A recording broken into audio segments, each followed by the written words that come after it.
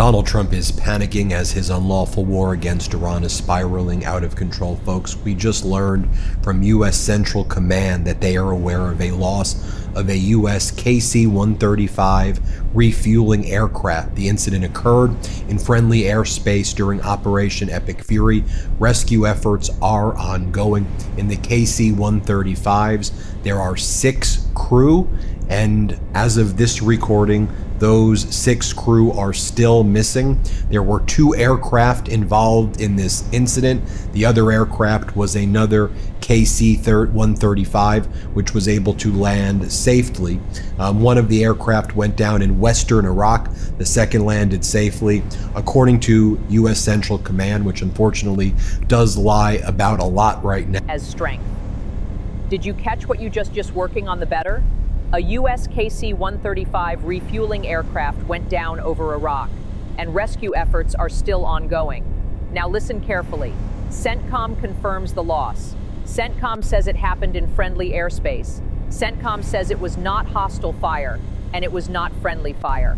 Reuters reports a U.S. official said up to 6 were on board. That is 6 American service members in limbo, families waiting, and a country being told, be patient. Here is the question nobody wants to say out loud. How did we get into a situation this dangerous? And who is accountable if this spirals further tonight? Drone attacks from Iran have now struck a French base, a joint Peshmerga-France base in the Makhmour region in northern Iraq. This according to a statement from the Erbil governor. Based on what just took place. We have video of it as well, of these Iranian drones hitting a French military base near Erbil airport in Iraq. This injured 6 French soldiers, so I believe there's 6 American crew that are missing from the KC-135. 6 French soldiers have been injured as this war is expanding, and we're learning. Let's ground this in what's verifiable. France says its forces were hit in northern Iraq. Reuters reports 1 French soldier was killed and 6 others were wounded. That is not a talking point. That is an escalation. And it matters for Americans at home. Because when allies get pulled in, wars expand. They do not shrink. And the risk to U.S. troops rises fast. Now here is what they are not telling you clearly. When the U.S. enters hostilities, Congress has a role. The War Powers Resolution sets basic guardrails. Notify Congress within 48 hours, and it sets a 60-day clock without authorization. This is important because secrecy is how disasters grow. Confusion is how accountability dies. And when leaders dodge Congress, they dodge you, the voter, the taxpayer, the parent watching gas prices climb. Look at the exact words from CENTCOM. Loss of a U.S. KC-135. Rescue efforts are ongoing. 2 aircraft involved. 1 went down in western Iraq. 1 landed safely. That is the official record right now. And Reuters adds a key detail. A U.S. official said up to 6 were on board. So if anyone tries to minimize this, don't let them. This is real risk, real people, and real consequences. He's been giving interviews saying, we need an international coalition to protect ships in the Strait of Hormuz. America doesn't have the capabilities to do it alone. Well, as we wrote on the Midas Touch Network, guess the America alone strategy isn't working out too well right now. Should also be noted, Donald Trump is panicking right now as Gulf states, with all of this going on, are having very serious discussions about engaging in new regional security arrangements, not with the United States, but with Iran, as they do not believe that the U.S. is able to protect them anymore, and that this U.S.-Israeli war has brought instability to the region. Now we get to the part that hits your wallet. The Strait of Hormuz is not a side issue. It is a global energy choke point.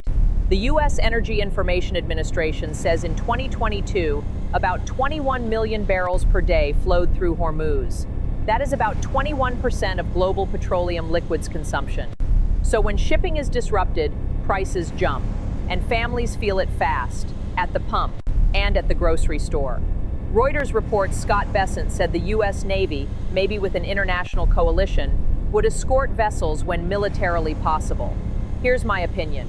If your plan is maybe a coalition later, then you did not have control today, and you never should have sold certainty to the public. Not with lives at stake, not with prices at stake, not with American credibility on the line.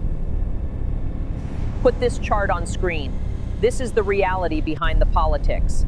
Hormuz is the world's most important oil choke point per EIA. So when leaders talk tough on TV, but shipping chaos hits real life, you pay the bill.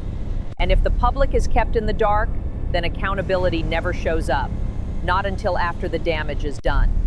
To the American public, then how are you going to be able to rally them to support any conflict that might be necessary in the future that is more a defensive war? This is a war of choice. He's lied to the American people. There's no exit strategy, and then he's downplayed the risk. We knew from the very beginning that people could die, or men and women in the universe can die, but also hundreds more could be injured, sustain brain injuries, and have life-altering incidences where they ended up being crippled or ended up being damaged so that they couldn't live their lives normally in the future. So this is a complete and utter mess. And Congressman, That clip should stop you cold, because it cuts through propaganda and it cuts through spin. We have confirmed facts tonight. A U.S. KC-135 was lost over Iraq. CENTCOM says rescue efforts are ongoing, and Reuters reports up to 6 were on board. We also have warning signs everywhere. Reuters reports Gulf states are reassessing U.S. guarantees. That is not just foreign policy drama, that is global instability. And here is my strong opinion. If leaders can slide into hostilities without clear public answers, without honest briefings, and without Congress asserting its role, then democracy gets weaker. This is not about party. It is about accountability before more families suffer. Demand transparency, demand oversight, and don't let anyone normalize chaos as strength.